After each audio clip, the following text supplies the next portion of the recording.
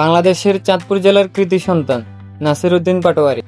তিনি 1 নভেম্বর 1995 সালে চাঁদপুর জেলার শাহরাস্তি উপজেলায় উল্লাসর গ্রামে একটি মুসলিম পরিবারে জন্মগ্রহণ করেন। তার পিতা মোহাম্মদ জাফর আহমেদ পাটোয়ারী এবং মাতা নাজমুন নাহার, তার স্ত্রী ফাতেমা রহমান এবং সন্তান নামিরা মারিয়াম। মোহাম্মদ নাসির উদ্দিন পাটোয়ারী একজন বাংলাদেশের বিশিষ্ট রাজনীতিবিদ। তিনি জাতীয় নাগরিক কমিটির আহ্বায়ক ও জাতীয় নাগরিক পার্টির মুখ্য সমন্বয়ক। তিনি 2026 সালের সাধারণ নির্বাচনে ঢাকা 8 আসন থেকে প্রতিদ্বন্দ্বিতা করে হেরে যান।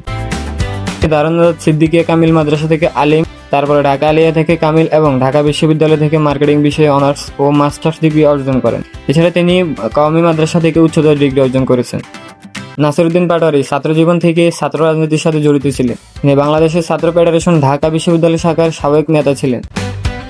2022 সালে তিনি আমার বাংলাদেশ পার্টিতে অর্থাৎ এবি পার্টিতে যোগ দেন। 2024 সালে তিনি এবি পার্টি থেকে পদত্যাগ করেন এবং বর্তমানে তিনি জাতীয় নাগরিক কমিটির আহ্বায়ক এবং জাতীয় নাগরিক পার্টির প্রধান সমন্বয়কারী হিসেবে দায়িত্ব পালন করে আসছেন। নাসির উদ্দিন পাটোয়ারী 2026 সালে সাধারণ নির্বাচনে ঢাকা 8 আসন থেকে প্রতিদ্বন্দ্বিতা করে হেরে যান। তিনি মোট 54,127টি ভোট পান। অন্যদিকে তার প্রতিদ্বন্দ্বী প্রার্থী বিএনপির মির্জা আব্বাস মোট 49,366টি ভোট পান।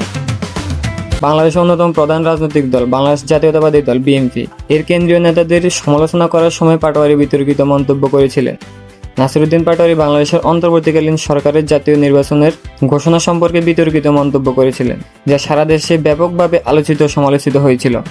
দলীয় সিদ্ধান্ত সত্ত্বেও কক্সবাজার সফরের জন্য তিনি সমালোচনার সম্মুখীন হন এবং বিএনপি নেতা লুৎফুজ্জামান বাবর সম্পর্কে বিতর্কিত মন্তব্য করার কারণেও তিনি সমালোচনার সম্মুখীন হন। বর্তমানে তিনি দেশের বিভিন্ন ইস্যু নিয়ে কথা বলে আলোচনা সমালোচনার সম্মুখীন হন।